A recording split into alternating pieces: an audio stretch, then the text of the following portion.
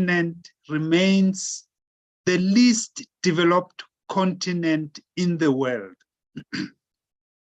And this is why it's predicted that we have to make the next 10 to 20 years the best that it can be for the African continent. Fortunately, we have on the African continent what is referred to as the youth demographic dividend. What that means is that Africa remains the youngest continent of them all. We are the most youthful continent of them all. Young people constitute the bigger numbers of people on the African continent. So as we have this conversation about the African Free Trade Area and how we can work to develop this continent, we must always remember that we have young people in our midst who have the energy, who have the drive, who have the hope, who aspire to build and see a different Africa in the next 10 years. So we have it all made up for ourselves. So this is how we're going to roll in the next 2 hours. We are going to have 2 inputs from our esteemed guests, whom we will begin with is Ms. Malebu Mabije Thompson, the Acting Director General from the Department of Trade, Industry and Competition in South Africa. So she will give us a 20-minute input. The Department of Trade, Industry and Competition deals with issues of Black industrialists, deals with issues of special economic zones in South Africa, and her focus in the department as the Acting Director General has been to streamline the processes and reduce bureaucratic hurdles so that the Department of Trade, Industry and Competition is able to ensure that South Africa takes advantage of this drive towards a free trade area. She will be followed by Mr. Prudence Sibahizi, who is the Chief Technical Advisor on the African Continental Free Trade Area, to share some views and ideas as to the work that they are doing in that regard. After we've had those 2 presentations, we will then have 2 respondents. The first respondent is Professor Melaku Koboye Desta from the African Trade Policy Center. He is the coordinator there, and he will be our first respondent this morning. He will be followed by a respondent from the South African Revenue Services, Mr. Kofet Libepe, who is the head of Customs and Excise Product and Processes at SARS. When we've done with those presentations and the responses, it should be around 11:30 by then. I will then ask my colleague Sandy Lekini to lead us in a discussion, allowing questions from yourselves so that we're able to engage with the presentations and the responses, and we can then hopefully finish on time at 12 midday. So let me invite Ms. Malebu Mabije Thompson. You are welcome to the National School of Government. We're doing this in partnership with yourself to then give us your first presentation on your outlook in relation to the Africa Free Trade Area. Ms. Malebu Mabije Thompson, you can go ahead. Thank you very much, Dr. Maja. Thank you for having us, and good morning to all the panelists that are part of this discussion, and also to everyone who is participating in what essentially is a very important area of work for us, an important building block or for the development of the continent. Now, I've been given the task of summarizing work that has taken place over decades into a 20-minute presentation. So I'm going to try my best to do it, but maybe important things to note as I go into it, that basically I'm going to be dealing with a very comprehensive subject matter in the area of trade, which set out rules that allow African countries to trade among each other in a preferential way in order to assist these countries and our continent to be able to develop its people, accrue more of its wealth to itself, and take its rightful place also in the global arena, so that we move away from this notion that every time we are dealing with the continent, with Africa, then necessarily we have to deal with issues of poverty, of lack, essentially from a continent that when you look at it from a mineral perspective, from a people perspective, from various perspectives, it's rich. So I'm going to try my best to summarize this work and bring you along the work, but do bear with me that at times it does get a little bit complicated. I'm going to try and make sure that I leave no one behind. So I'll start with the first presentation. If I may ask that the presentation be flighted.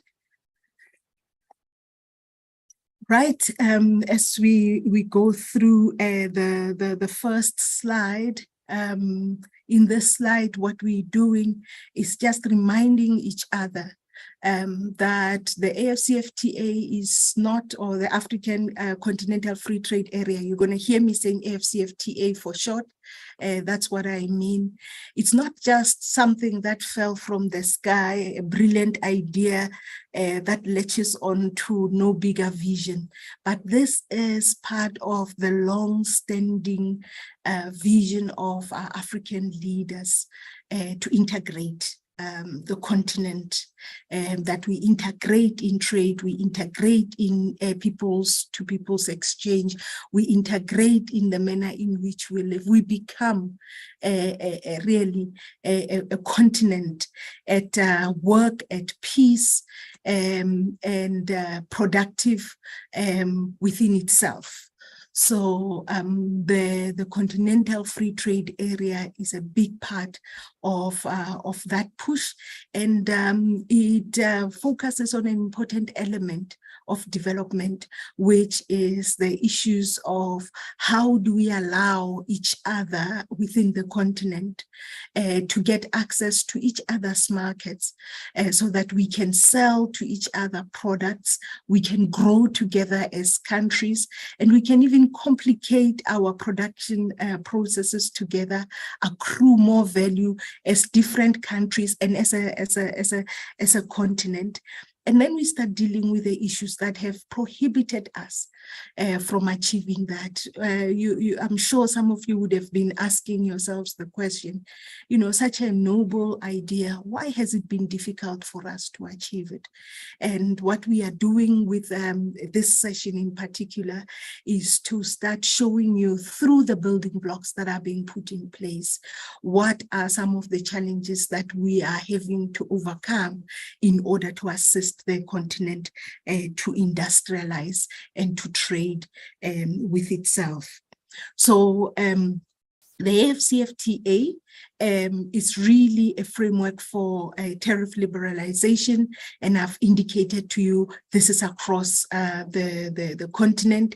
Want to make sure that we are trading with rules that are predictable and rules that are harmonized across various localities, in order to make sure that our entrepreneurs, our traders are able to move goods smoothly between the different countries, and in so doing create wealth among the different countries.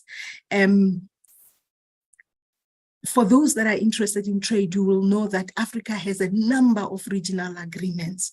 What the AfCFTA doesn't do is eliminate those agreements, but what it does is that it complements the agreements by allowing some of those that have went on deeper to allow more integration to continue to survive in the first phase, and where there hasn't been any integration in terms of rules of trade, it then gives opportunity to those countries to come into a trading relationship that is formal with African fellow countries.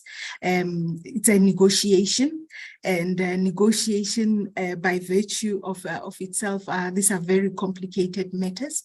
And as you would know that with us as South Africa, when we trade with the rest of the world, we trade as a customs union, a SACU, and in this instance, we are just re-emphasizing there that SACU will continue to trade with SADC under existing regional trade agreements. So those will not change. And again, the issue of reciprocity, that reciprocity under the AfCFTA is embedded on the principle that it will be a variable in terms of pace, and then taking into account the different levels of development across the continent. So the pace at which countries will open up their market will also be dependent on where they are. Now, from time to time, even as Africans, we have to remind ourselves of our own economy. So I'll do that very, very quickly, that Africa has 17% of the world population. We are still just 4% of global GDP, 2% of world manufacturing. What does that imply? Roughly, it means that the rest of manufactured inputs we get from the rest of the world, and our share of world trade is approximately 3%. 17% population, 3% share of world trade.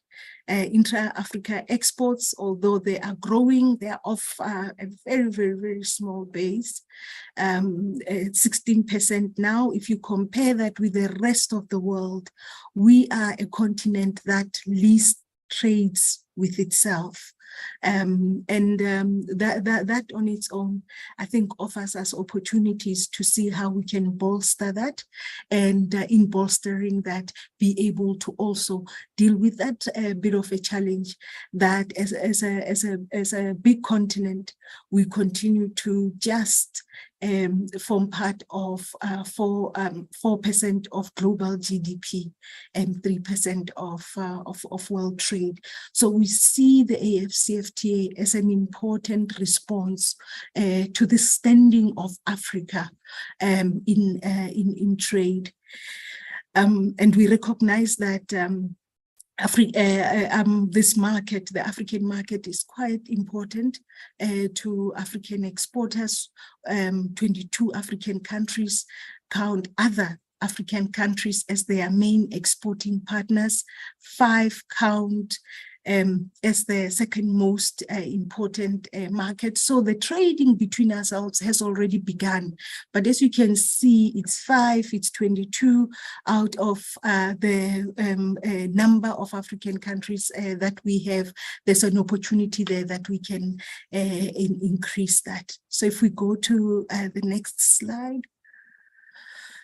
Again, I think still laying the base as to why this is important, the AfCFTA, that is that we occupy a very small part of the GDP of the world, but 30% of known mineral reserves are actually found on the continent. Most of you watching here and following the discussion today you would know this, that the largest reserves of cobalt, of uranium in the world are actually on the African continent. We also have 60% of arable land, so it wouldn't be out of question when you ask the question, why is it that up till now we still have to export important bulk commodities such as wheat, corn, rice, and soybean, some of which are now our staples. And then we're sitting with 60% of arable land. And then just for your interest as well, 9 to 10% of the planet's internal renewable fresh water reserves, they are here, and then 8% of the world's natural gas and 12% of world oil reserves.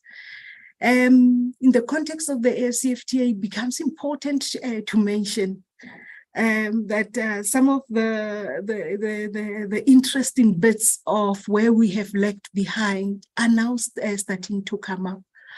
For example, for a big continent of our size, we don't even feature in terms of the top 10 ship-owning nations in the world. And I'm not talking about South Africa, I'm not talking about Botswana, I'm not talking about DRC, I am talking about the entire continent. None of us feature in the top 10 ship-owning nations of the world. In actual fact, nations that most featured there, China, Republic of Korea, and Japan, and of course Asian countries and companies that are from Asia own half of the world's fleet as far as shipping is concerned. And again, we're just showing some of the opportunities that are laying right in front of us, just showing the countries there. And the important thing about this slide is, as we are talking about the AFCFTA, ships deliver 80% of world trade. So it's not an insignificant issue that Africa doesn't even feature on the top 10 ship-owning nations. Then I'll move on to the negotiations. Here, just giving you a little bit of the origins of the Africa Continental Free Trade Area. The negotiations actually started as far back as 2015, but they were formally launched as far back as 2012, and even beyond that a little bit. But they were formally launched in 2015. Fast track everything up till now. We now have in 2020 a legal basis to operationalize commencement of a free trade area that was agreed to by the heads of state. And you will see that as we go through some of the negotiation steps, there's a lot of complication that happens between when you make a decision to do something and when you actually operationalize it. It is actually the fastest we have moved in operationalizing a decision of an AU summit. So the AFCFTA on its own has that as an important milestone for the continent. In the next slide. So I'm just showing you here, and again, if you blink, I spoke about the speed at which this is moving, you'll potentially miss it, that in this slide, all of those that are in dark purplish type of a color there, they are now full members of the AFCFTA.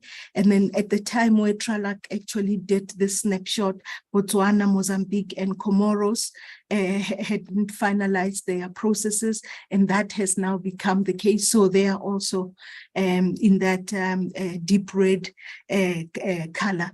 The interesting bit on this slide, if you can just click, you will realize that we are just showing that there's already work behind the AFCFTA negotiations that are beginning to show the member states of the AFCFTA where the opportunities lie.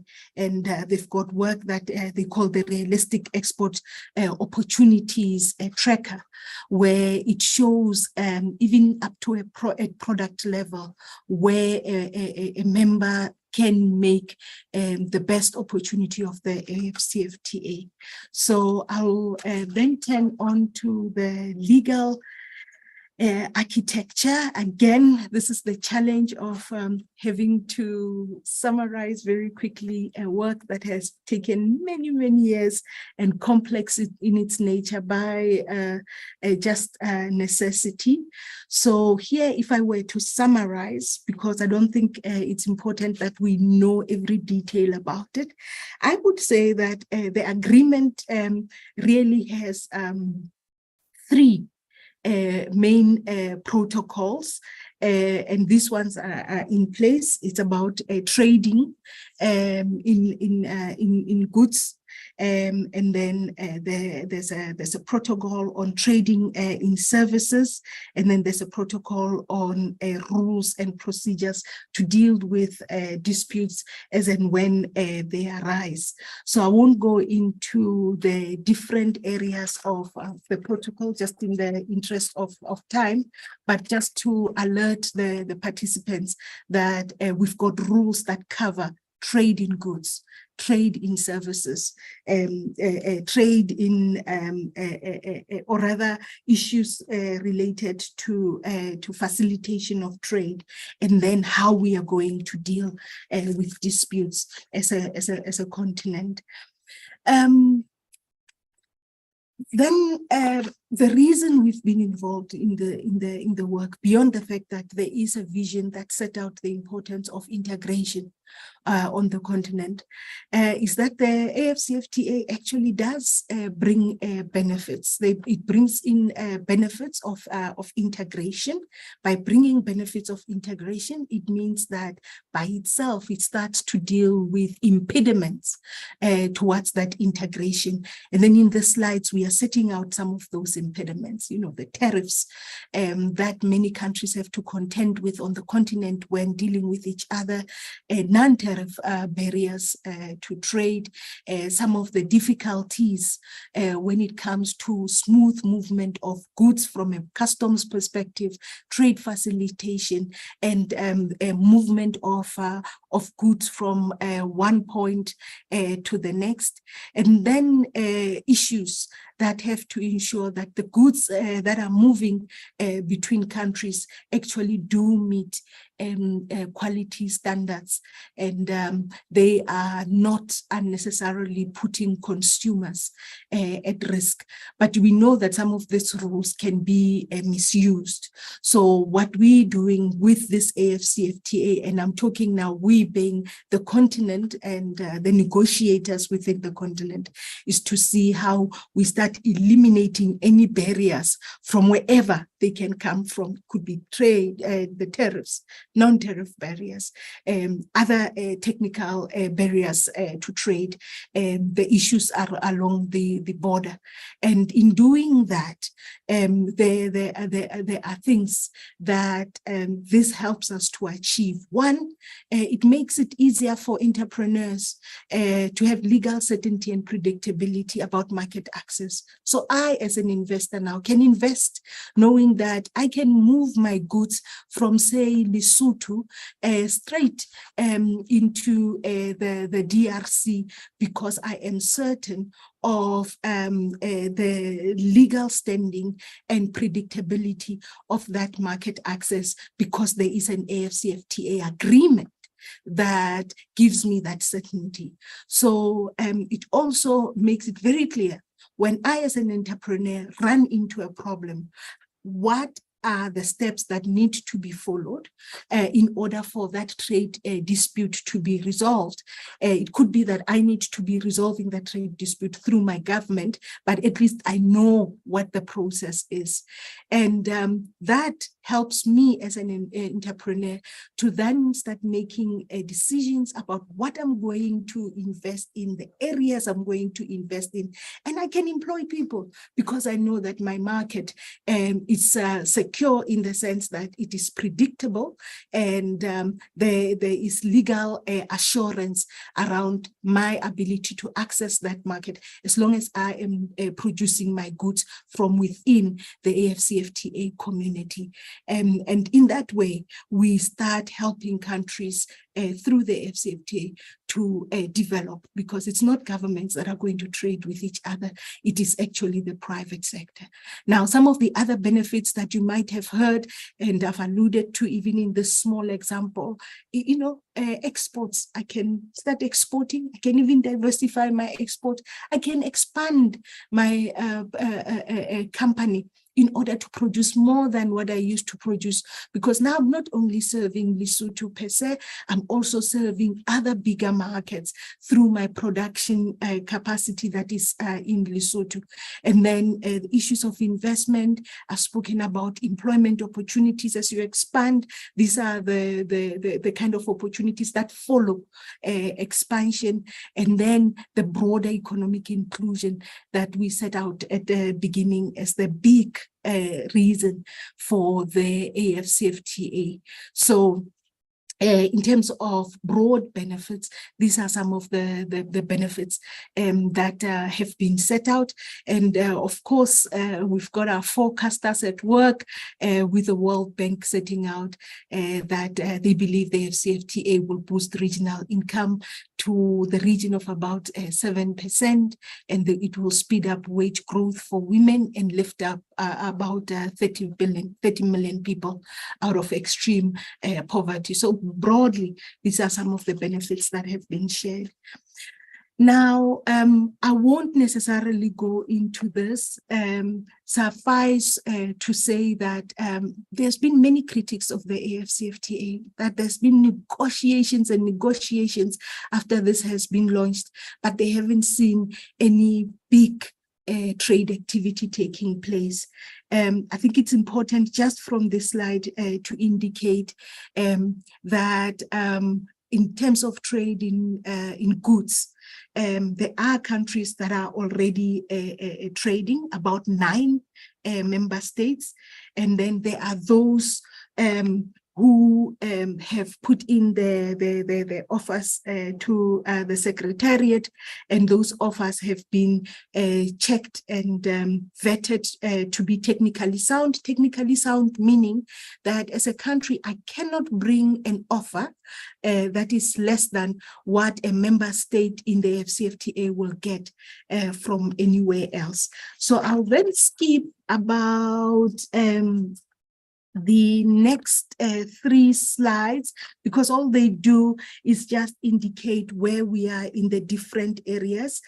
So I spoke about trade in goods, and then in trade in services, we're covering the financial sector, tourism and transport, and then dealing with trade related issues, issues of intellectual property, competition, that these are some of the phases that are yet to follow. But in conclusion, really, the AFCFTA as a concept, it is an important step for the continent to develop. But I would like to actually just focus my attention on the slide that says successful implementation requires. Number 1, that we are very clear that this is going to require that at least our logistics infrastructure assists with the movement of goods over and above the issues we've dealt with on the tariff side and the non-tariff barrier side. And then that this is a rules-based system. All countries are observing the rules, that we've got DFIs that will also come in and support trans-border infrastructure. But most importantly, the big tenets of industrial development, that there must be markets that we actively secure for goods that are produced on the continent to be consumed on the continent. So these issues of second-hand goods, the activism we have to now increase in dealing with goods that are dumped on the continent, the activism we have to put up now in dealing with our history of exporting raw materials. These are kind of things that we will have to put in place in order for this agreement to be successful. So my, I think, parting shot for this discussion would be that indeed the AfCFTA is important, but left on its own, really it is not a panacea. We do need to put some of these policy interventions there. The focus has to be on the entrepreneurs, making it easier for them to trade and move goods.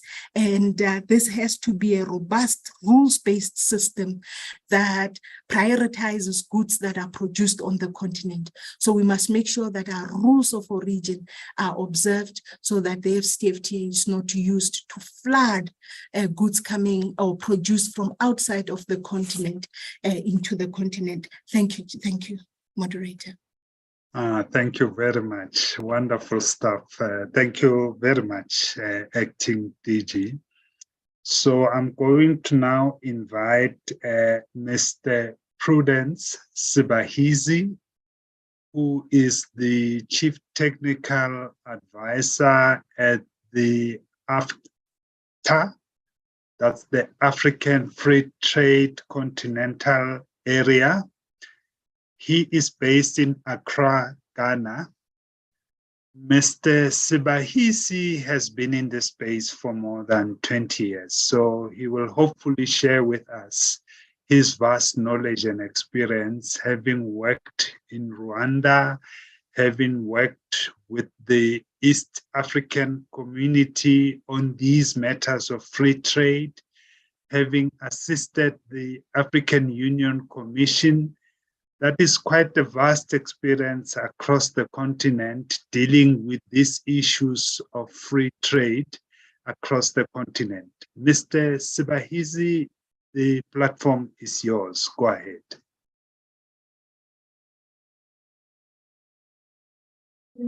Thank you very much. I hope you can hear me. I'm trying to... Very well. Yes, I'm trying to share a very brief presentation. Just to give you a background of the AfCFTA and what we are doing. My colleague who just presented the AfCFTA has covered almost most of the areas. What I will do in this short presentation, I will just take you through the status of play as we stand now. As AfCFTA Secretariat, we assure daily coordination of the AfCFTA implementation. We bring together all the 55 member states of African Union to make sure that decisions are made on regular basis in different areas of implementation. Now, let me start by reminding us what are the objectives of the AfCFTA according to the agreement establishing the AfCFTA. Objective number one is to ensure that we create a single continental market with free movement of goods, services, and investment. And this is what we are seeing through progressive liberalization of trade and services, elimination of tariffs on goods coming from African member states, also ensuring investment facilitation across the continent. Objective number two is to promote and attain sustainable inclusive development, gender equality, and structural transformation of state parties. And we are going to achieve this objective through the protocol on women and youth in trade that has just been concluded. Objective number three is to enhance competitiveness of the African economies within the continent and global context.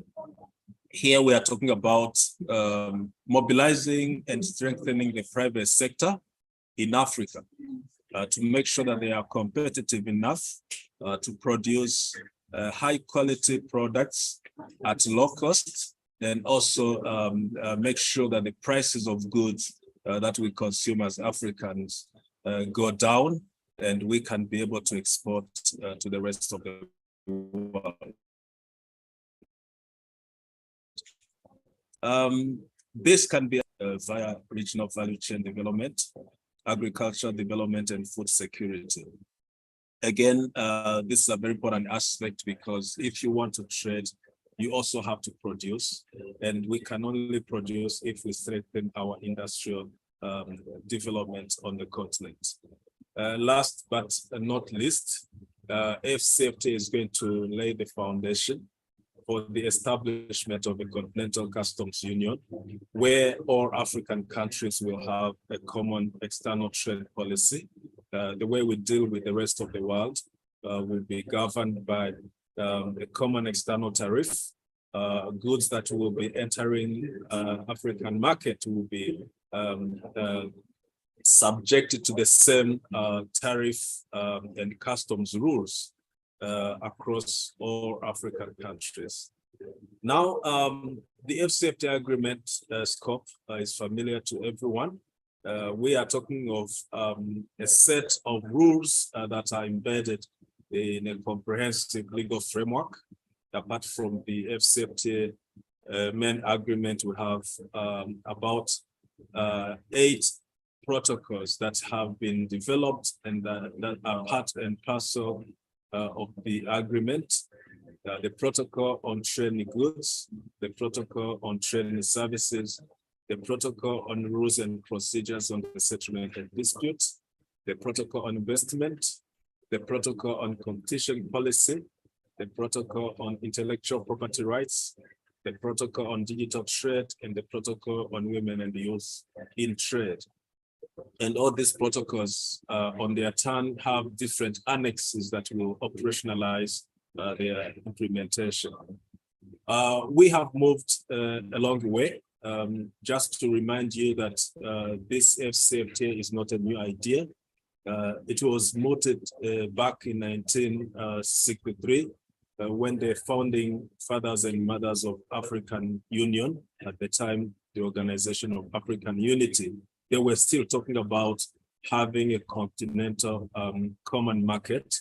Of course, this has been achieved through different stages, through Lagos Plan of Action, the establishment of the African Economic Community through the Abuja Treaty.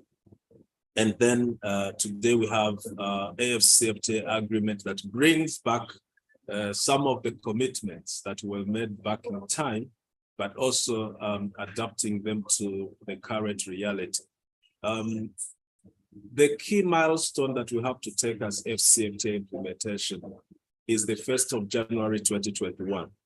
The 1st of January 2021 is when AfCFTA implementation started officially. All countries that have made commitment, they have to make sure that these commitments are implemented as of 1st of January 2021.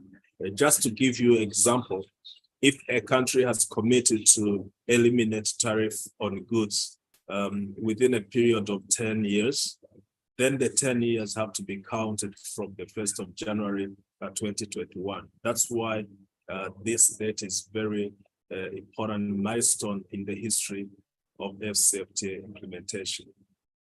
We have regional economic communities that are building blocks of the AfCFTA. We are aware of all of them. People have been asking questions whether AfCFTA is coming to replace existing regional arrangements. The answer is no.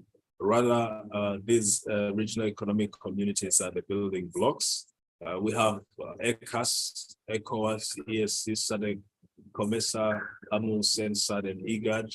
All of them are part of the AfCFTA architecture, and we work closely as AfCFTA Secretariat with the secretariats of those regional economic communities to ensure that the objectives of the continent are achieved.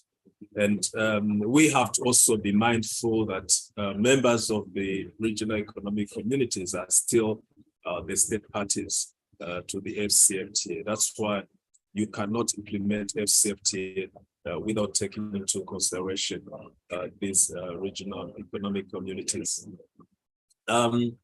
Today we have 47 countries out of 55 that have ratified the agreement. The 55 are all the members of the African Union, and 54 of them have signed the agreement with the exception of Eritrea. Out of 54, 47 have ratified the agreement. They are now ready to implement the agreement.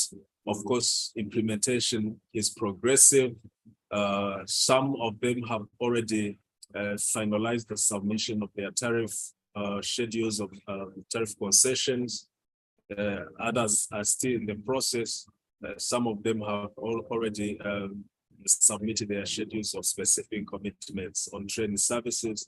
Others are still in the process.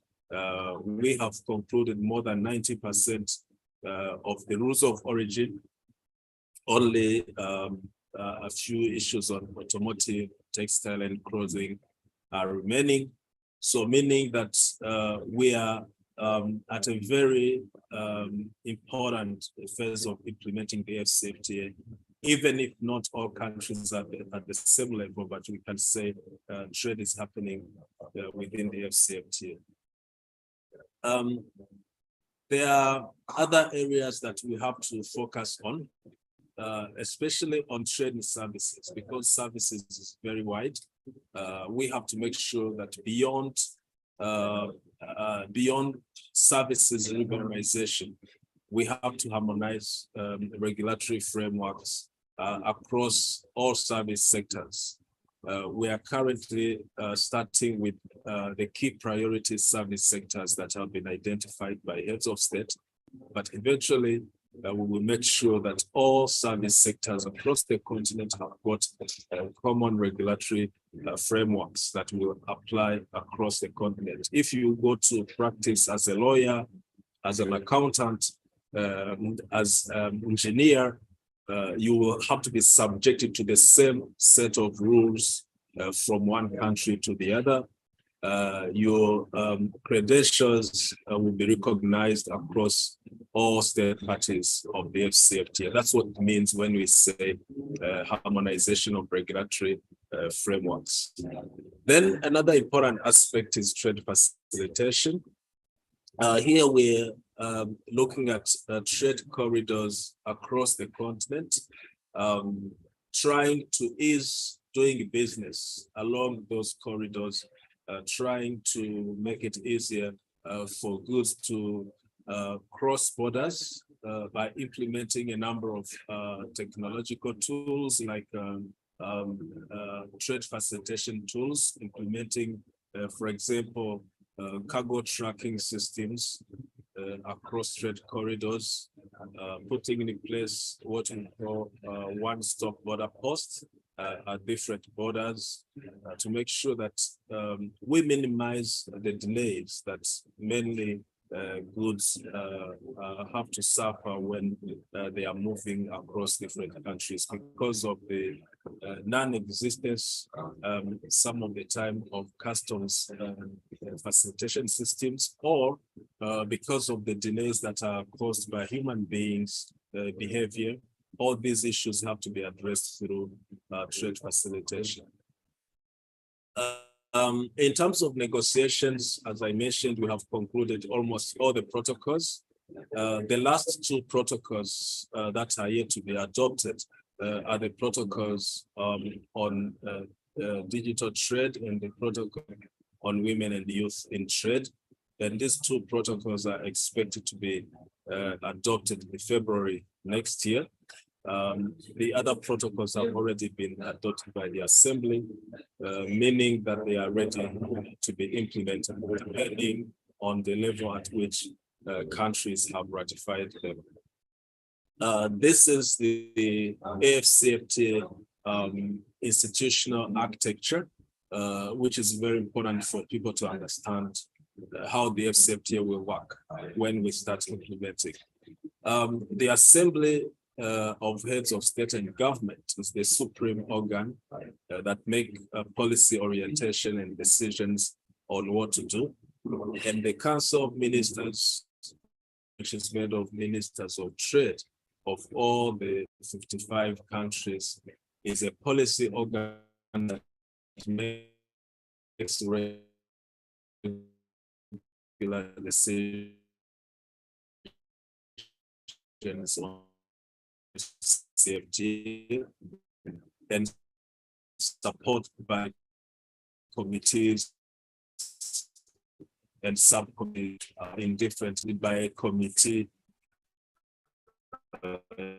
of senior officials that into the implementation. And these committees are coordinated by the FCFTA secretary.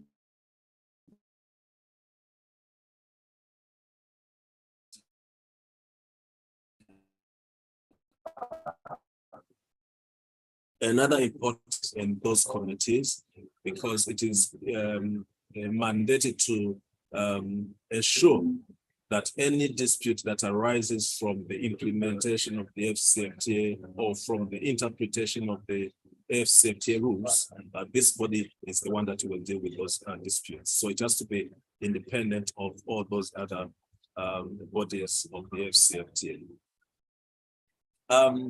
We also have national implementation committees and regional implementation committees of the FCFTA. These are very important, again, tools and institutions. At national level, we expect all countries to bring all the stakeholders together in committees that will ensure on daily basis that each player in the FCFTA implementation find that platform of engagement as a tool for them. Whether you are from private sector, from civil society, from research institutions, you have to be using the national implementation committees to play your role in the FCFTA implementation. Now, as I conclude my update, we have a number of tools. We call them FCFTA operational tools. I've just put a list of them for your information. I can explain each of them, but for the time's sake, I just want you to understand whenever you read something about FCFTA tariff book, you know what it means. Whenever you get across this terminology, smart FCFTA, you know what it means. Smart FCFTA is going to be a platform. It's going to be a portal which will bring together all digital tools that support implementation of the FCFTA. It's going to be a portal that provides statistics, timely, real-time statistics on intra-African trade. And this is going to be available on the page of the FCFTA website. Then we have the FCFTA e-tariff book. Those who are involved in movement of goods, you want to check what is the tariff that is being applied on your specific goods that you want to import from one country to the other. You make sure you go to the FCFTA website, you click on e-tariff book, then you will be able to see how much you're going to be charged by each country in Africa. We have non-tariff barriers online mechanism, which is available on tradebarriers.africa, which is a separate platform. For those who are involved again in trading goods, this platform is an engagement platform for business community and government officials on non-tariff barriers. Another important tool, it's a Pan-African payment and settlement system. We call it PAPS. It's being operated by Afrexim Bank. And this is a very important tool to make sure that we reduce the cost of doing business, especially when making payments, when making transfers. It allows interoperability of banks. you can make a payment in one country in local currency, and then the other side of the transaction, meaning your buyer or your seller, will also receive the payment in their own national currency through that bank transaction.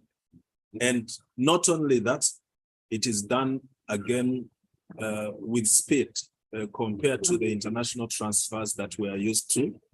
With this PAPS, you can make a payment this morning, and in less than 5 minutes, the payment has reached another African country that is switched to this payment system. And we expect all African countries to join PAPS if we want to make financial transactions as easier as possible.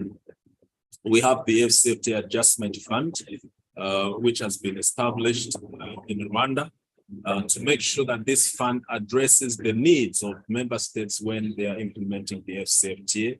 There are those that will want to reboost their industries. There are those that will suffer from,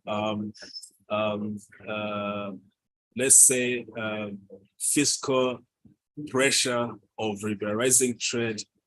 There will be a number of criteria that will be commonly applied to all countries for them to apply for this adjustment fund to make sure that there is no more side effect of trade liberalization in Africa, in African member states.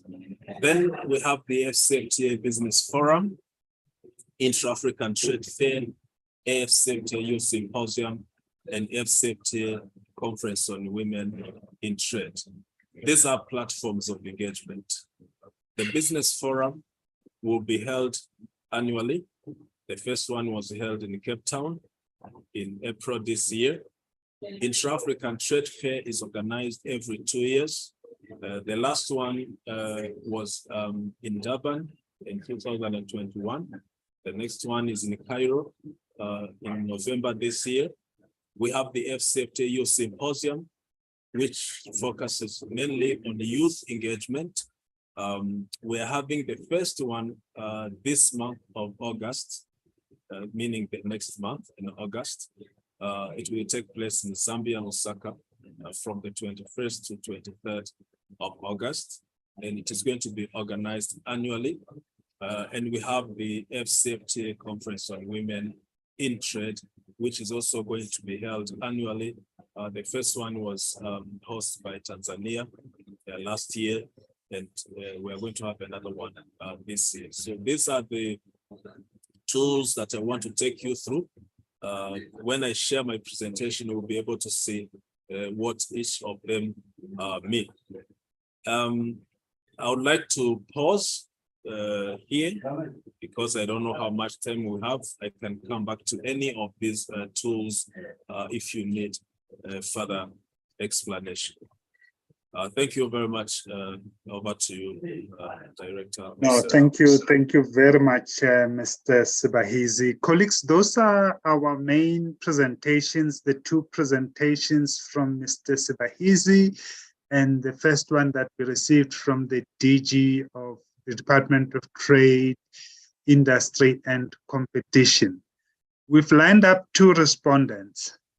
The first respondent is an academic, but also a practitioner, Professor Melaku Geboye Desta, who will give us an input. He is currently the coordinator of the African Trade Policy Center, Regional Integration and Trade Division based in Addis Ababa. He comes with a great deal of academic background, academic experience. He has served as the Senior Technical Advisor to the Chief Executive Officer of APRM. He has worked as a full professor of international economic law at Leicester de Montfort Law School in the UK. He has also been based at the International Economic Law of the University of Dundee in the UK, Scotland in particular. Professor Melaku, I'm going to give you an opportunity to come in and share your wisdom with us. Go ahead.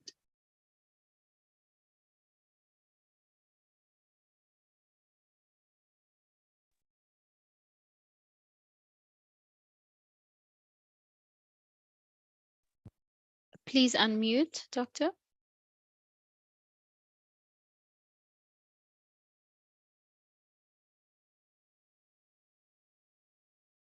Professor Melaku Kibawe-Desta, are you there?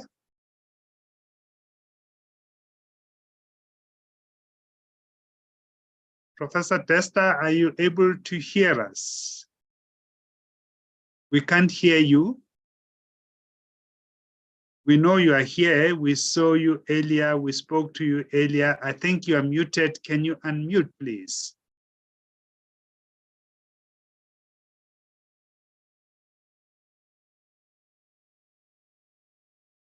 Okay. We seem to be. Dr. Yes. Marja, I can see that he has unmuted. I think it might just be his device because I see that he has unmuted. We just can't hear him. Yes. Okay. We don't have a problem. Let us sort out the technicalities with Professor Desta.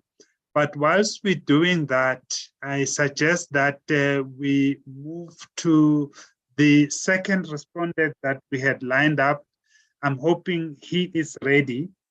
Mr. Kofet Lebepe from the South African Revenue Services, SARS. He's the head of product and process responsible for customs and excise. He is also a seasoned customs officer who worked in the Bridge border post as a customs inspector. Mr. Kofet Lebepe comes with an experience and a title in terms of where he's based, of Group Executive Customs Excise Strategy and Legal Policy. You are loading up wonderful stuff. You can say hello so that we are comfortable that your device is also working. Hello, hello, hello, Mr. Lebepe. Good morning, Dr. Marsha. Hello, colleagues, ladies and gentlemen. I'm here. Go ahead, sir. Thank you You're so loud much. and clear. We can see your presentation. Go ahead. Thank you, Dr. Marsha and colleagues, ladies and gentlemen. I'm going to share with you the operationalization of the African Continental Trade Agreement from the SARS customs point of view in terms of what we did, where we are, and how we're moving. So you'll see that the overview of what I'm going to share is the purpose and the background of how we're here, how we came to be as customs, the key objectives of the agreement, which some of the colleagues have shared, particularly the acting DG and the trade African Continental Trade Agreement Secretariat, the legislative framework and registration requirements from the SARS point of view in order for traders to be able to trade and benefit in this agreement. The systems in terms of aligning from SARS point of view to make sure there's a smooth process in terms of trading and there's a quicker process as it's required that this intra-African trade is successful. The approved exporter program, which is expected to benefit traders and the continent at large, the risk management and fraud detection, which the colleagues have spoken about in terms of the controls, particularly on the rules of origin, and how do we make sure that there are controls. As you know that customs and SARS, we are more of law enforcement, so the controls are required on our side, particularly in cross-border activities. The stakeholder engagement, which is very key in terms of making sure that there is alignment in terms of communication with our traders, in terms of our importers and exporters, which we have gone through as SARS, and the road ahead in terms of how do we intend to move forward. So this first part, the purpose I'm sharing with you is, as you will see, that the African Continental Free Trade Area, which I'll call the agreement as we move along, is very important, and customs play an essential role in developing and promoting intra-African trade. As you will know that without the controls, then it means the agreement will not be as fruitful as it's required. So we, as customs authorities, are expected to play our role, which is very important. Then the effectiveness in terms of the implementation of the agreed tariff, which the acting DG of DTIC have shared, particularly on the rules of origin, the proper management of borders, which is the backbone of this agreement. As you will know that these goods will be going through the African borders, which we expect that they benefit the continent as it is required. The other part of it, which is important, is that customs and other relevant border agencies are responsible for the effectiveness of this efficient cross-border movement, which you will know that at the borders we have different agencies where we are led by the border management agencies, but the customs part is important for SARS to make sure that this agreement becomes a success. The last part of this slide, you'll see that South Africa has always been an active member, as the acting DG have shared with us. And through the leadership of the DTIC, SARS has been very supportive in terms of giving technical support on this agreement. And the key objectives of the African Continental Trade Agreement, as has been shared, one of them is it creates a single continental market for goods and service.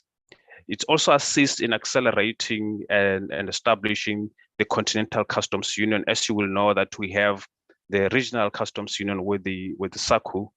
It will also assist us in terms of enhancing the competitiveness at industry and enterprise level through exploiting opportunities for scale, continental market access, and better reallocation of resources. But I think the other key important is that it will assist in expanding intra-African trade through better harmonization and coordination of trade liberalization, which we play a very important role as customs, and the regs, which have been indicated by the Secretariat, also play a key role. In terms of the global customs arrangement, we believe that borders divide, but customs unite. So as SARS, we play a very key role in uniting the continent. So this is the role that we're going to play, and this is a role that we're committed to play. And SARS has been ready in terms of the implementation since the 1st of January 2021, as it has been indicated, because this was supposed to be the first date. So before that, we've made sure that we had all our systems and our legislation ready to assist us to make sure that we are ready for the implementation of the 1st January 2021. Now, in terms of the registration and legislative requirements, the agreements have already been incorporated in the customs and excise legislation, which is part of the South African legislation on the customs point of view. And we made sure that publication was out by 31st December for traders and importers and exporters to be familiar with. So this is an indication how we were ready before the implementation. We made sure that the required rules within the customs legislation were also amended to give the required support in terms of the administration of rules of origin as provided for in this agreement. As you heard, that rules of origin is another area of concern. So we made sure that is done. We also made sure that the registration forms are available, published and accessible to the public on rules of origin, and you'll be able to see those in the SARS website. We also made sure that as part of the implementation, exporters are aware that they need to submit the registration forms, which are commonly known as the DA-185, and the supporting documents to any customs and excise office in the country. So at least we don't move you to any central point. So any SARS customs office that you are closer to, if you walk through them or you get into the internet, you're able to upload the document and submit to any nearest customs office. And this also applies to producers and manufacturers who will be interested in taking advantage of this agreement. We've also made sure that the licensing certificate and the whole registration process system is updated, and the system will be able to validate if you meet the requirements, if you qualify to benefit through this agreement, as it is a requirement. And you'll note, program director colleagues, ladies and gentlemen, that within SARS, we operate with systems, and the systems needs to be updated. And when this agreement was finalized and the negotiations were done, as we were part of the negotiations, we made sure that we are aligned as well.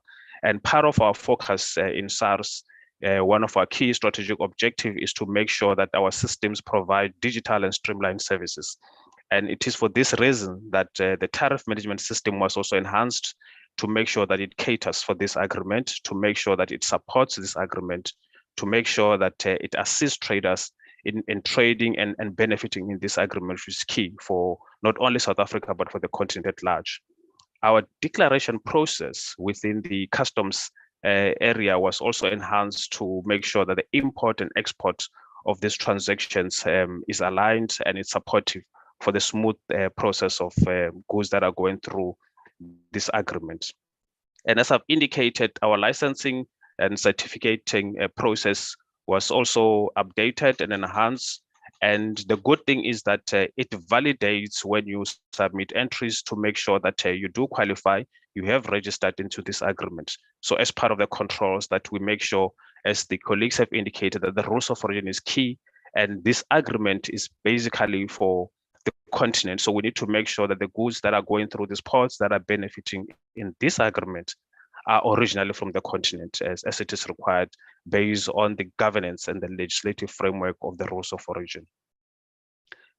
We, as SARS, have what we call the Approved Exporters Program, and this facility is meant to benefit the exporters that will be exporting in this agreement. So what is it that we mean when we say an approved exporter? It's any exporter who wishes to apply for an approved exporter status in accordance with the rules to be able to compete, and you need to submit your submission to the customs branch, any branch, to be able to qualify. And this will make sure that these exporters ensure that their goods comply with the relevant provisions of the rules of origin, and based on that, they need to be able to benefit. So this is one of the benefits that we put forward for traders who are participating in this agreement. And they need to be in possession of the records and the documents proving that the goods are originally approved and they are within the continent, as they need to meet the requirements. So one of the key area in terms of our engagement with traders and with business was the issue of how do we put controls and the detection in terms of the risk that is involved for people that may abuse the agreement. And as SARS, we made sure that in alignment with our strategic objective, we need to make sure that we build the trust, the confidence, and the confidence within the community. And we need to make sure that in the process, we need to detect the traders who do not comply. And we need to make sure that we make it very hard for those who not comply. So those who comply, we want to make it easy and simple for them. And those who don't, we need to make it very hard and costly. And based on those, we made sure that the actions that are taken to support this agreement, as we are part of the government program. So SARS said in the process of the negotiation, we procured the authentication machine, which is meant to detect any fraudulent rules of origin certificate, to make sure that all the certificates that we process and we confirm they meet the requirements, they really do, and there's nothing that is unlawful. So it's able to detect if the certificate is not lawful or if it's faked. And this will assist us in terms of minimizing the risk of fraudulent rules of origin certificate, which is a big concern, as it was raised by the traders and the business people when we do the engagement before the implementation. And this is part of our responsibility as customs and SARS in terms of putting controls to make sure that when these borders divide, we unite and we facilitate the trade that is required, and we make it very smooth and easy for traders. Now, the next engagement, the next thing that we did was the engagement that I was talking about throughout in terms of stakeholder engagement. And this relates and talks to what we believe as SARS is working with and through stakeholders to be able to improve the tax ecosystem and support government programs, because we believe we work with the public, we work with stakeholders, we need to engage with them, we need to make sure we align, they need to understand what to do, they need to understand the obligation. So through this stakeholder engagement that we held, which we did internally and external, We covered key areas within the public, and internally we also made sure that our staff who are not very close to the agreement were given all the awareness required, all the training required, all the support in terms of technical alignment to this agreement. And the key focus that we did was on the customs officers that we have, our post-clearance audit, which are our auditors who are responsible that after the trade has happened, they're able to do audit post the effect and check if there was an alignment. If there's any contravention, then they will be able to enforce and make sure that all the requirements are met. If there's any penalties required, then they will do so. If there's any revenue that was not collected, which was supposed to be collected, we're able to do so. We also trained our officers who are responsible for licensing and registration, because as you know that this agreement, you need to register, you need to qualify as per the requirement. So that's part of the training that we did and the awareness that we did. We also trained the SARS Academy, which is responsible for training SARS officials to make sure that they are also equipped, so at least in future they're able to engage and train other officials who are relevant. So over 800 customs officers were trained and were capacitated in preparation for the implementation. And we are comfortable that we have covered the grounds on this agreement. But beyond that, we continue to make sure that we have a dedicated page for frequently asked questions in terms of providing the latest updates to the public, as colleagues from DTI and the Secretary indicated that there are a few things that have been discussed and negotiated. So as soon as there are further updates, we share them on this website, which has been indicated here, to make sure that everybody is aligned. And we have an established email that deals with the concerns. So that's what we did. And as I've indicated, South Africa and SARS are very supportive to this agreement, in support of the AU, and a program director. In my conclusion, as I move forward, the South African Customs Union authorities have signed what we call an authorized economic operator mutual recognition agreement, which promotes the intra-SACU trade on the 31st of May this year. And this, for us, it's an alignment of what we want to see within the continent, where we'll sign this within the AU to make sure that at least there's a proper process, there's accreditation within the continent. And we believe that the SACU Customs Authority committed to facilitate cross-regional trade to ensure that this agreement becomes a success. And customs will and must carry out its mandate in terms of facilitating legitimate trade, and that's what we're prepared to do. And we believe that, as it's indicated by some of our leaders, that with regard to our living together, it's not an unfortunate mishap to warrant endless competition among us. It doesn't warrant that, but it's a deliberate act of God to make us a community of brothers and sisters jointly involved in the quest for the composite answer to varied problems of this continent. Program Director, in my conclusion, it is always seems impossible until it is done. And we believe this is where we are as the continent, and SARS is in alignment and is supportive. I thank you, Program Director. Thank you very much. Thank you very much,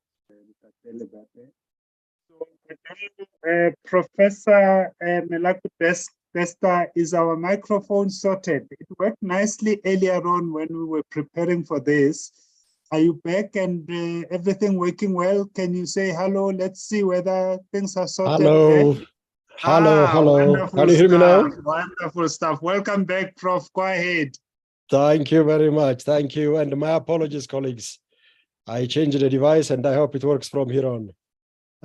Maybe Pumla or other colleagues, you might share my presentations.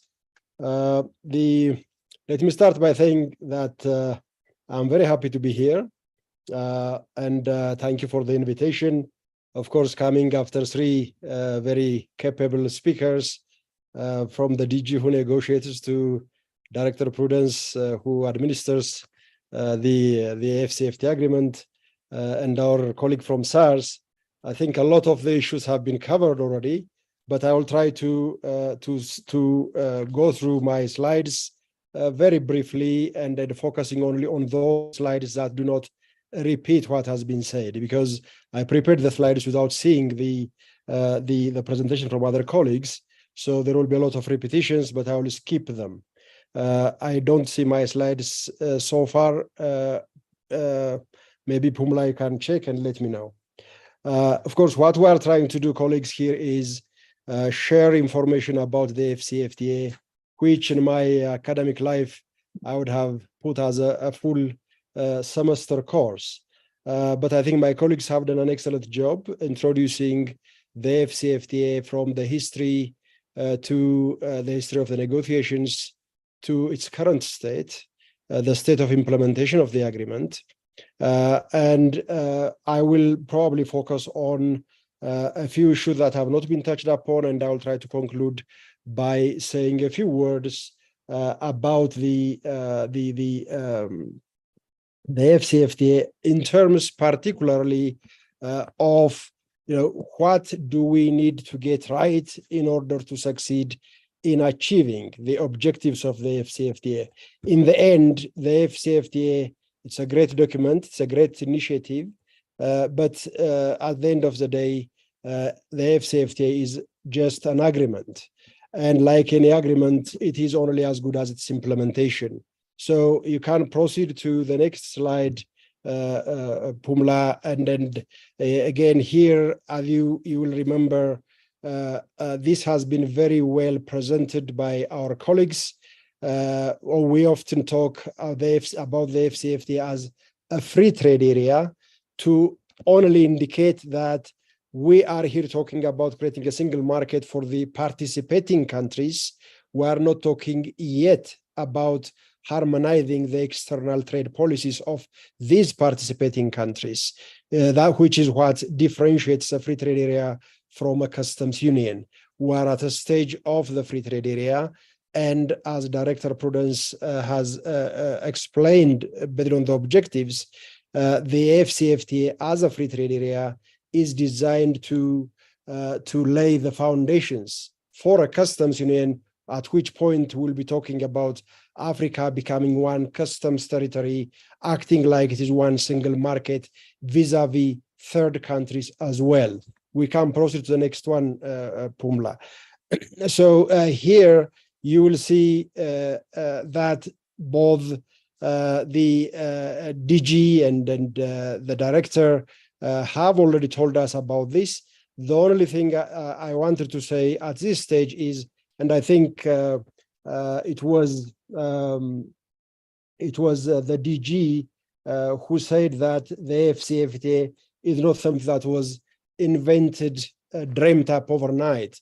It is the product of a long process. And the only additional point I would make is when I was doing research as an academic, even during the first meeting of the summit of the Organization of African Union, African Unity in 1963, regional integration, in the sense we are talking about it today, was mentioned as a priority. And now, 1963, 2023, 60 years, later, we are talking about realizing a vision that has been there since the beginning of our post-independence life at the continent. And I think, it's also worth saying, I think, that we have tried to achieve this goal in different ways. The Abuja Treaty had its own formula of building that African economic community, using the regional economic communities as building blocks. And now we are following the same route, but trying to create a free trade area of the continent first, and then moving to a customs union afterwards. Next, please, Pumla. Here again, I don't want to spend time. We can proceed to the next one. All this slide is telling you is where we are in terms of the ratification status. Again, this has been explained very well. Maybe let me say a few more words about the third part, the guided trade initiative. It has been mentioned by all the three speakers, but here I think it is important to stress that the AFCFTA has been there, adopted 5 years ago now, entered into force in 2019, followed up, unfortunately, with the COVID outbreak, which distracted our attention, delayed the process a little bit. And then officially, it was 2021 January that we say the actual trading has started under the FCFTA. But then there was also a perceived need to test the legal framework that we are establishing under the FCFTA, to test whether it can actually support preferential trade across the continent. And that's why you see these 8 countries being the pioneers, and a number of products identified. And when trade was happening under the FCFTA on preferential terms, starting from October last year, many of us felt, relief, because that had very important symbolic significance. And of course, the key test remains that we have to start, all of us, trading under the FCFTA organically, naturally, driven by the preferences themselves, rather than the guided trade initiative served a purpose, has served a purpose. We are now trying to do the same thing for service, etc. But hopefully we'll be also transitioning to the actual trading on the FCFTA terms outside even the guided trade initiative, i.e. involving all the countries that are parties to it. We can go to the next one, Pumla. Here, this has been mentioned already by the colleagues. I will use the next slide to tell you exactly how, to demonstrate really how this actually works. Go to the next one, please. Why are you using this? I'm using this just as an example to show exactly what we mean. We said earlier, we have been saying, all of us, that the reduction of tariffs, for example, would start on the started on the 1st of January 2021. Now, 90% of the goods that are tradable are to be duty-free over a period of 5 years for the developing African countries. Now, look at this other hypothetical case. A particular product, name your own product if you wish, if at the start of the implementation period, i.e. January 2021, a particular product would attract 25% duty in a developing country, the South Africa is a very good example here, then over these 5 years, from 2021 up to 2026, this product would be reduced down to 0%, i.e. it becomes duty-free. If I'm sitting here in Ethiopia, a least developed country, in Ethiopia, the same product would come down to 0, from 25 to 0, but over 10 years rather than over 5 years. This is a manifestation of one of the principles of the FCFTA, which is the special and differential treatment principle. So I hope this gives you an idea of exactly what we mean when we talk about reducing the tariffs over those years. Here at the ECA, at the Economic Commission for Africa, where I sit, working together with the Secretariat, the UNDP, and several other development partners, we have been supporting our member states in the implementation process by helping them develop what we call the AFCFTA national implementation strategies. So you can see a lot of them, and this infographics actually needs updating. A lot of them have already adopted their implementation strategies. Many of them are, quite a few of them are at different stages. The point here being, yes, AFCFTA is a great initiative. The political momentum behind it is very clear. For a document, for an agreement of this nature, to have received the signature of 54 out of 55 EU member states, to have received the ratification of 47 out of the 54 signatories, this is a testament to the political will behind the FCFTA. Now, that political will has to be translated into concrete legislative reforms, institutional reforms, regulatory reforms at the national level. Only then can we say the FCFTA is actually implemented, when the commitments become part of national laws and regulations, when the civil servants at every stage of the process are aware of it and give effect to it. When any trader, SME, women-owned, youth-owned, or standard large companies, if they go to a particular department or office of a particular government country, they should be able to say, look, under the FCFTA, I'm entitled to send this treatment, I need to get it. For that to happen, of course, we also need to train the civil service in all our member states. Next, please. Here, I'm trying, I think the DG in particular mentions this in detail, how the FCFTA can be used as a tool to diversify our trade, our production. We can go faster. You can look at it once I share the slides. We can go to the next one, please. And I will focus on one particular slide, and I will stop there. Here you can see at the ECA, we have done a lot of modeling work, analytical work, asking the question of, how does the FCFTA actually benefit Africa? The first thing to say is the FCFTA will contribute a great deal in enhancing intra-African trade. As the DG indicated earlier, right now we are sitting around 15–16%. Compare that with the close to 70% that the European Union has in terms of intra-regional trade. So there is a lot of room to, distance to travel for us.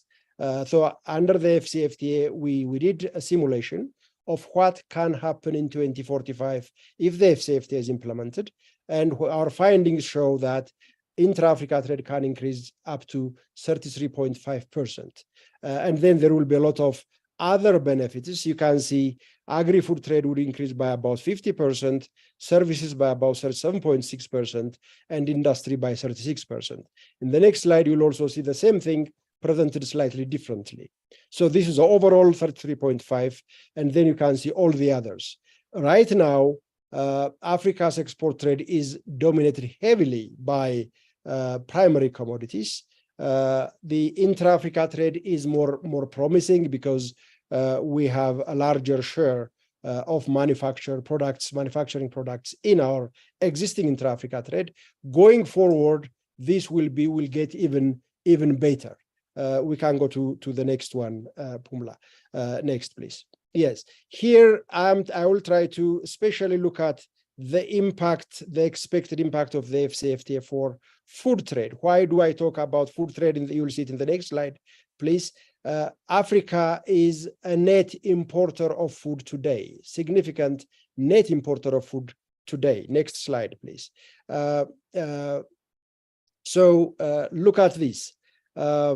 Africa imports a significant amount of, spends a significant amount of money, resources to import products. And when you look at the sources of imports, the only country that's mentioned among the major ones is South Africa with 4%.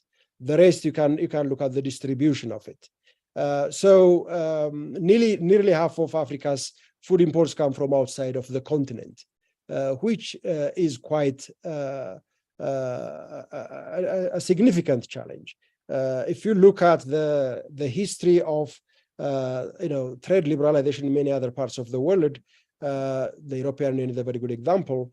They have been saying, look, we do not want to leave our food to the vagaries, ups and downs of the unpredictability of the market. We have to be self-sufficient. That's why they have a sophisticated system of subsidies and market access instruments to ensure they are able to produce food. In our case, you can see COVID came, our vulnerability with pharmaceutical products was exposed immediately.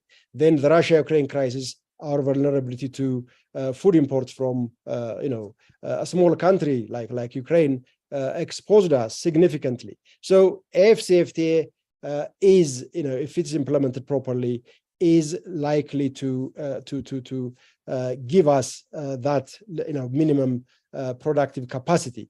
Earlier it was mentioned 60% of existing available arable land is in Africa. The question then is, how do we make sure that we can use it in order to feed ourselves? Next, please.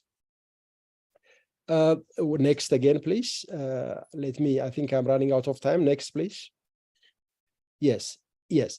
So here you can see the issue of inclusivity. Trade agreements can help.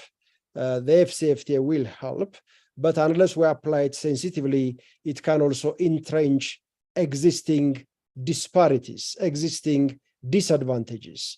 So for that, as you heard from Director Prudence presentation in particular, the negotiations on the Women and Youth Protocol are advancing. They are getting close to completion, and we are expecting the protocol to be adopted next year. And at that point, Africa will be the pioneer, the first ever standalone agreement on women and youth negotiated, adopted as a standalone legal instrument. It has not happened elsewhere. You can find gender-related or women-related chapters or provisions in agreements, but you cannot find a standalone agreement elsewhere. That, I think, is an important innovation from our side. Next, please. Here we are trying to show the role of, or the need for, sustainable development and how gender comes in. Next, please. And here we are trying to show you how we are trying to support our member states implement the FCFTA in a gender-sensitive manner using gender mainstreaming as a strategy. Next, please. This one, I think I don't need to repeat it. Prudence in particular has gone into the details of it. The key point to emphasize is the following. When you think about cross-border trade, of course, cross-border trade is inherently riskier than domestic trade. So we need to have some trade finance instruments.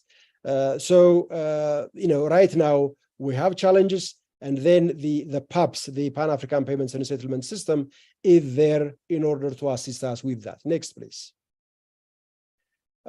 Here you can see, Africa loses up to $5 billion precisely because of the need to use a third currency, a hard currency, as an intermediary. Next, please. Next again. Yes, next. Yes. So I am about to conclude now. So maybe you can go to the next one if you wish. Let me stop here. So you can see, I know I'm running out of time, so I'm about to conclude. So one of the questions on the chat asked, how does the FCFTA differ from other initiatives, in the world? The FCFTA is the largest, the agreement with the largest number of participating countries, potentially bringing 55 countries into it. And this is an instrument that brings an entire continent together. So it promises to help us overcome our colonial legacy of small fragmented markets. That's important. But then we have to make sure that the FCFTA is actually implemented. And that's where our real challenge is. It's great to have the FCFTA as an agreement. We have been celebrating the agreement, the conclusion of the negotiations at good pace, the development of very good, promising agreements, but then we have to implement it. Without implementation, nothing is going to change. And this, I think, is worth emphasizing again and again and again. Among the risks, I would like to mention the bilateral agreements with non-African trading partners. If the FCFTA is going to succeed, I hope our governments will restrain themselves from entering into bilateral agreements with non-African states, because that will affect Africa's ability to integrate according to internal integration plans. Let me stop here, moderator. There is a lot that we could say, but I'm sure questions or portions will come later on. Thank you so much. Thank you very much, Professor Kaboye, much appreciated. So we are now entering that space where we can allow a conversation, a discussion, questions and answers to emerge. I'm going to hand over to my colleague, Mr. Sandile Dini, to facilitate the discussion process. Mr. Dini, you have until 5 to 12 to make sure that everybody has asked what they needed to ask, They've been answered. There's been a robust conversation. At 5 to 12, we will then hand over to the principal of the National School of Government, Professor Busani Ngaweni, to then close and give us a vote of thanks. Mr. Tini, let me hand over to you for now.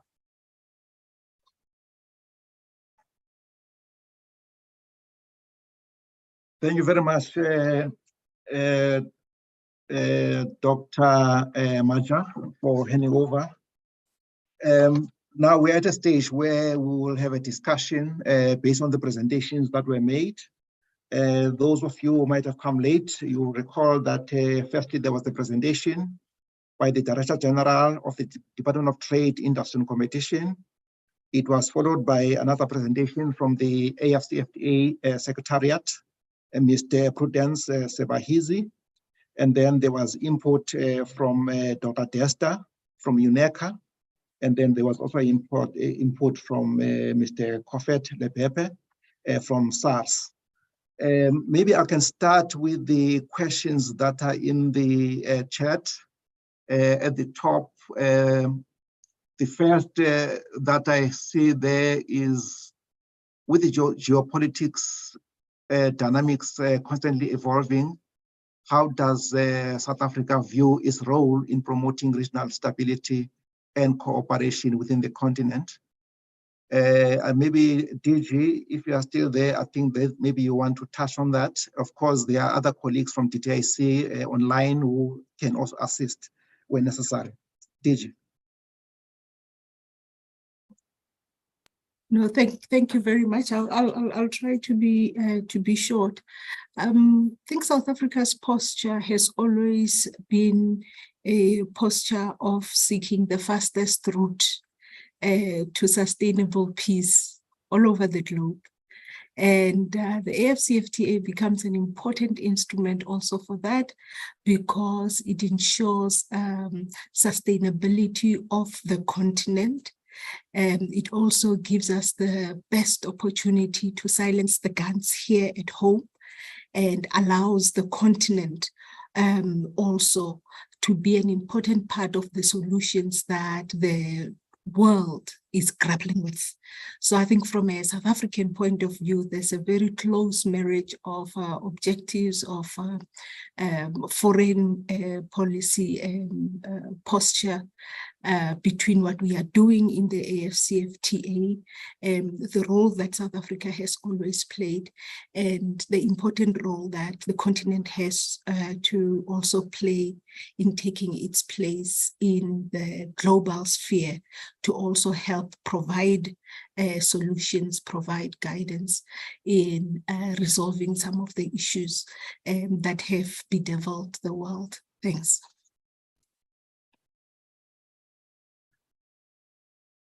Thank you, DG.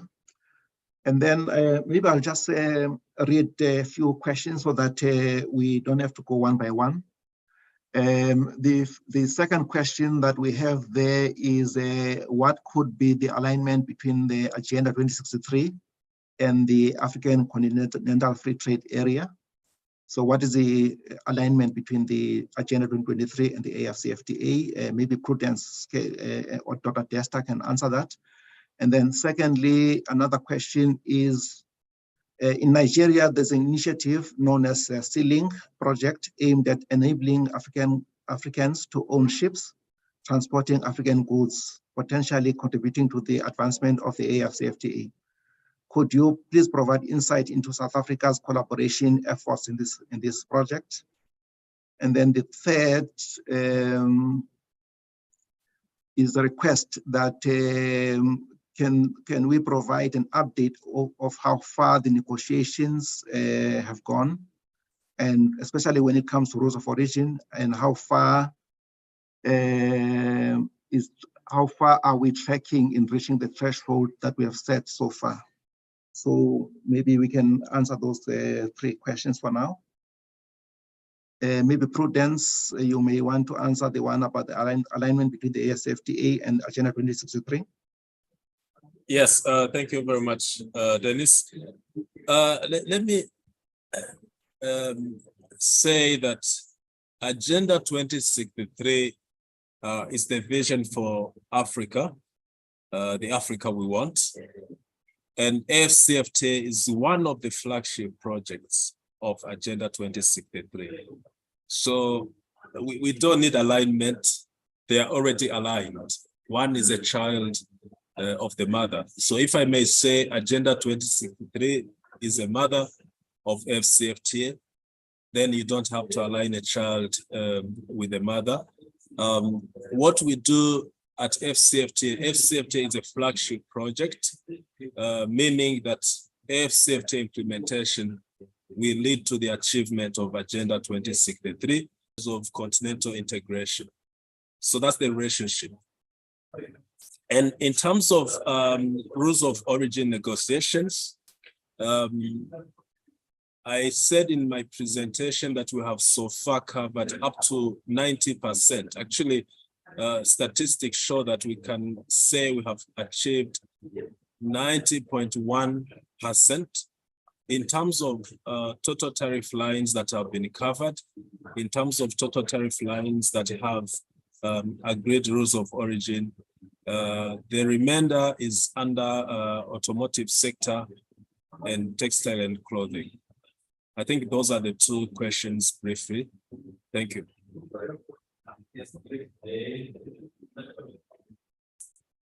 Thank you, Prudence. And then the next question, I think it's addressed to you, Prudence, is can you comment on the impact of de-dollarization and its impact on the AFCFTA, if at all?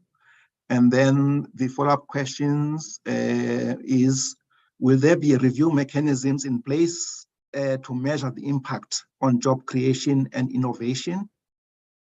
And then thirdly,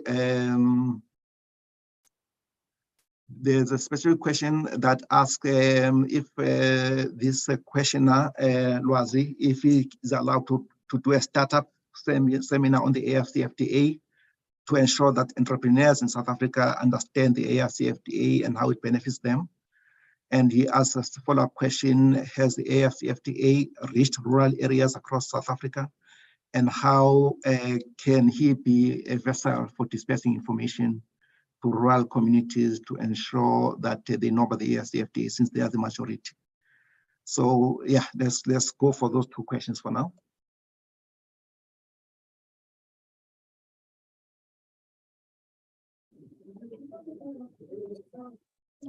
Prudence, do you have a question and answer on the one about de-dollarization and its impact on the AFCFTA, if at all? Yeah, I was expecting other colleagues to come in, but on this one, let me just say that AFCFTA as a free trade area is going to pave the way for achieving a common market for the continent. Now, one of the tools of AFCFTA implementation, which I mentioned, the Pan-African Payment and Settlement System, is going to have a tremendous effect on our financial transactions within the AFCFTA. Today, when you want to import goods from a neighboring country, you have to change your currency into dollars. And then when you get there, you again have to change the dollars into the local currency for you to be able to buy. And through that process, there is a transaction cost. There is a loss of money, and there is also delays that is caused by those transactions. And the PAPS is going to address that challenge by having our respective currencies convertible, so that you can pay in your local currency and the other side will receive money in their own local currency. Today, we still have more than 42 currencies across the continent, which are not convertible. I think there will be a process first of making our currencies convertible, and then later on, once we have assessed that trade transactions are good enough to sustain a common currency, Africa should think of having its own common currency. And if we can start even with the regional currencies, I think that will be a good step to achieving our monetary independence as Africa. I think those are my comments on this question. Thank you, Prudence. DG, did you want to respond to the ones to South Africa about the reach of the AFCFTA to rural areas? Yeah, no, thank you very much. Yes, maybe just to quickly add that, yes, as South Africa, we do have our own internal implementation strategy of the AFCFTA because it is such a big project and an important change, a step change in our trading relationship with the rest of our sister countries on the continent. So the department does have a schedule of workshops that it is holding across the country to make sure people are familiar with the AFCFTA. And if there's anyone here interested in also sharing the message, welcome to. Let's just do it in a responsible way where we do not exploit the people who come to seek for information, but we provide the best information that is indeed possible.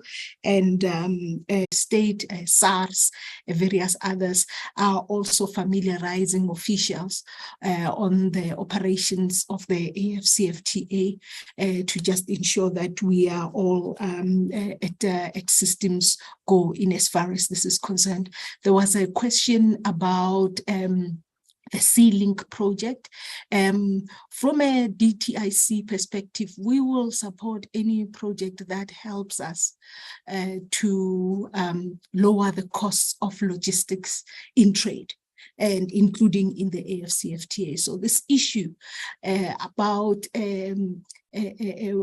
boat ownership, particularly logistics type of vessels on the continent, is very important. We will support any initiative that helps the continent to increase its ownership, its operating, its making revenue out of the business of moving goods, including through the ocean to get goods from point A to point B. And then the last question, Chairperson, that I saw on the chat deals with the paperwork that is required to advise entrepreneurs from outside South Africa in order to enable them to comply with regulations. I think one of the institutions that is best placed in today's discussion to deal with this will potentially be SARS, just to help in that regard. But I would also just ask everybody that go to the various institutions, to the various websites.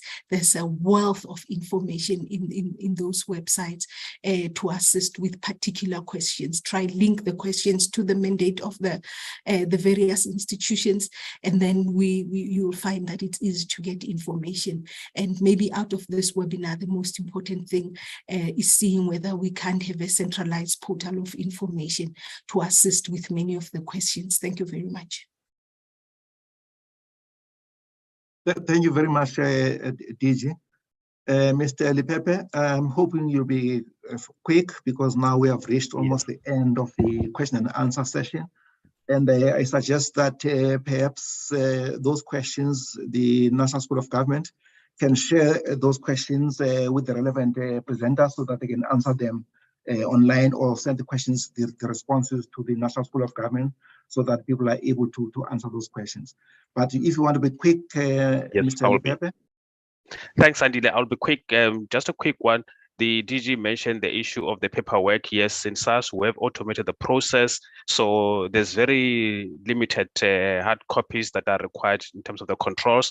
But one of the questions that was also raised in the chat, Sandile, was about what are some of the challenges that we expect. So some of those challenges are the abuse of the rules of origin, where some of the goods will claim to be coming from Africa when they're coming outside Africa. So part of the controls we put down as SARS, as I've indicated, is to have authentication machines, but we have our post-clearance auditors We'll be following each of these transactions, even post the process, to make sure that there's an alignment. If anything is found to have contravened, there'll be very harsh penalties that will be implemented as per our strategic objectives in trying to make sure that those who do not comply, they pay very high costs. So I think those are some of the controls that we'll put down. Thank you, Sandile. Thank you very much. Maybe I think Dr. Desta didn't get a chance to make any input. Do you have any quick word, Dr. Desta? On some of the questions? Yes, thank you very much. There are a few very interesting questions on the chat. I will be brief. In terms of the challenge, I think one participant asked, what is the biggest challenge? If I'm asked that way, the biggest challenge, I would say capacity, technical capacity at the national level is the biggest challenge for many of our countries. Another question is what happens with tariff revenue losses?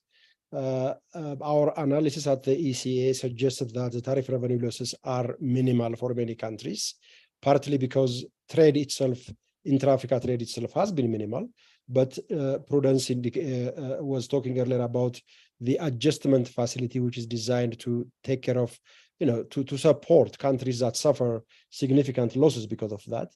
And final one, 30% of minerals in the world are found in Africa. What is the AfCFTA doing to maximize our benefit from that? Value addition industrialization is where we are here. The AfCFTA, we believe, can be a powerful marketing tool for Africa to attract investment so that the values can be added here rather than the minerals are dug and exported outside. Thank you very much. Thank you very much, Dr. Desta. Another question that's on the screen is how will the AfCFTA address tariff revenue losses as tariffs are progressively eliminated? As you might know that in some countries, tariffs are a big source of revenue for government. So the question is, how will those be addressed? And then if I can follow up, there's another question. It says, I believe the AfCFTA provides an opportunity for South African companies to penetrate the African market. However, there are lots of challenges that continue to encumber the free trade in the continent. Just to mention a few, poor infrastructure, poor roads, lack of rail gauges, congestion and stuff like that. So some of the question says, what is the AU doing to address these challenges? I can leave it at that for now. Perhaps after these questions are answered, then we can hand over to the facilitator to take us to the conclusion. I was told that we can go for another 5 minutes, so I'm just taking advantage of that so that those questions can be answered. Otherwise, I think the panelists can also respond to some of the questions that are there online. They can respond also on the chat on some of them, so won't be able to address all of them. No, Any comments on those last questions? Yes, I'll start. Just on the question about the challenges in implementation. And this is the typical case when you're doing something new, that we're going to have to deal with very difficult challenges. And as Prof. Desta correctly indicated, the AfCFTA is not going to magically be a success. We are going to have to deal with some of these challenges head on. The challenges are real, of logistics, easy movement of goods from point A to point B, dealing with non-tariff barriers, the border issues, and all the member states that are now signatories to the AfCFTA and those that are now trading under the AfCFTA has to make commitments that we ensure that we implement every single aspect of this agreement in order to ease movement. But those challenges are real and they are there. We all have our part to play in resolving them. Thanks. Thanks. Can I quickly deal with the revenue loss one? So I know, yes, Sandile, there's a view that when there's a reduction of tariffs, then there'll be less revenue collected. So just a quick example, in South Africa, what to collect from customs point of view, is 25 to 30%. Then the rest of the 70% is collected from income tax. So we might collect less in tariffs, but the more jobs we create in the country, the more the economy will thrive, and we'll be able to collect more in terms of income tax, company tax, which is more revenue collected to sustain the continent, which is where I think the agreement is going. So we should not focus more on the little that we lose. There's more to gain if we create more jobs and collect more in income tax. Thank you so much. Thank you very much. And also, I think the presentation by the Secretariat also indicated that there is a trade adjustment fund, meaning that the AfCFTA Secretariat, together with other players, will also be providing some support for countries that are losing revenue as a result of trade. So there will be some adjustment fund addressing those matters. So I think at this stage, let me hand over to the National School of Government,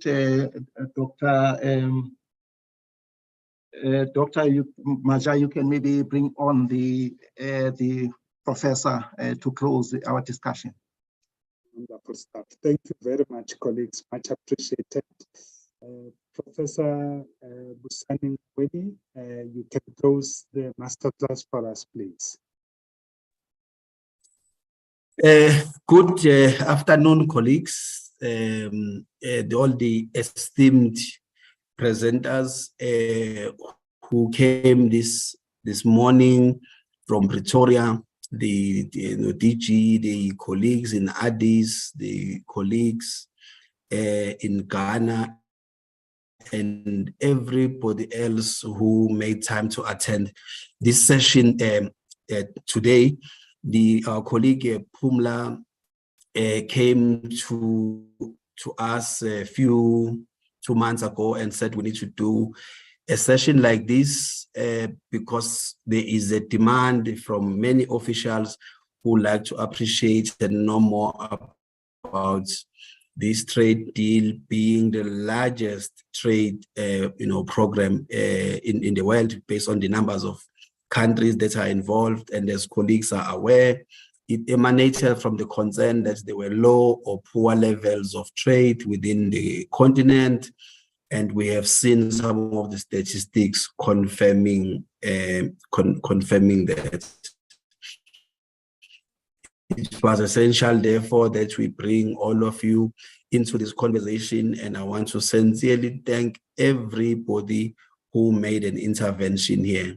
I was telling my colleague Pumla that when South Africa signed, I was in Rwanda. I went there with the president for the signing, and we prepared speeches and prepared the political principles and everybody else. But I never really immersed myself into this work until I was doing the reading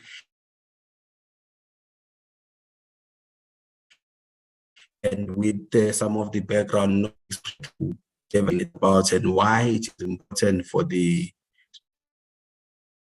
And so we want to prepare in the manner in which we did and others came to attend. I think, Chairperson Dr. Maja, we need another set, and bring when we will liaise with our colleagues in Ghana, we'll liaise our colleagues in Addis, and we'll liaise with our colleagues at DTIC so that we can sustain this conversation. There's many other aspects that people would like to appreciate from what has been presented here, and we like also the academic critique that the prof brought onto the table.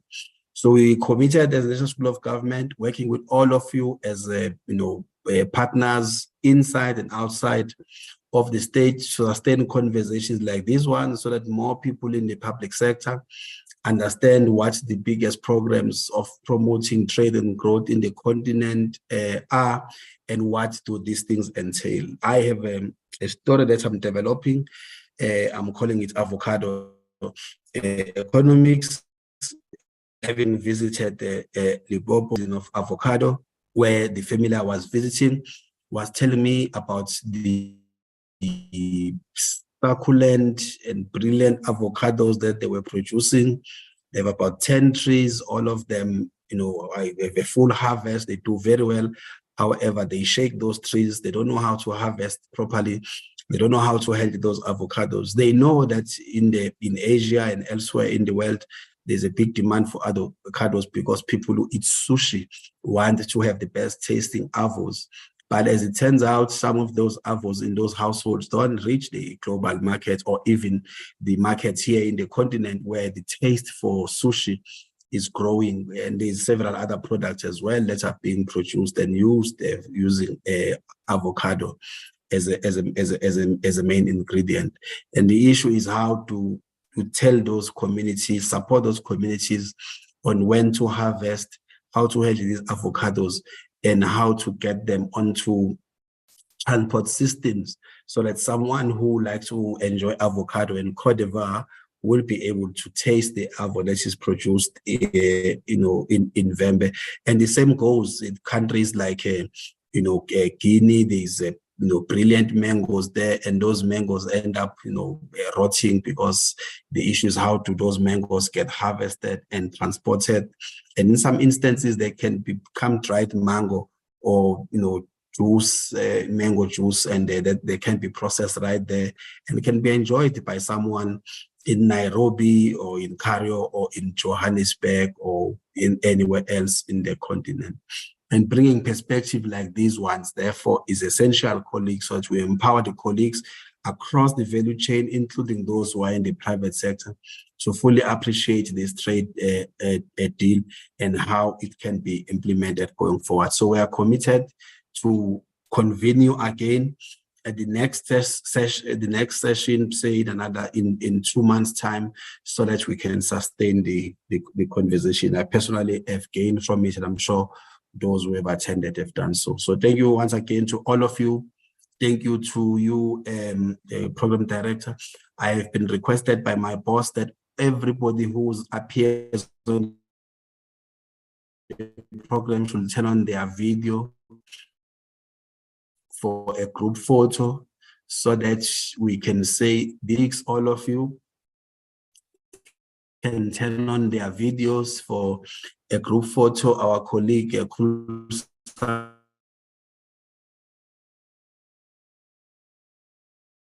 will take that video. This is a public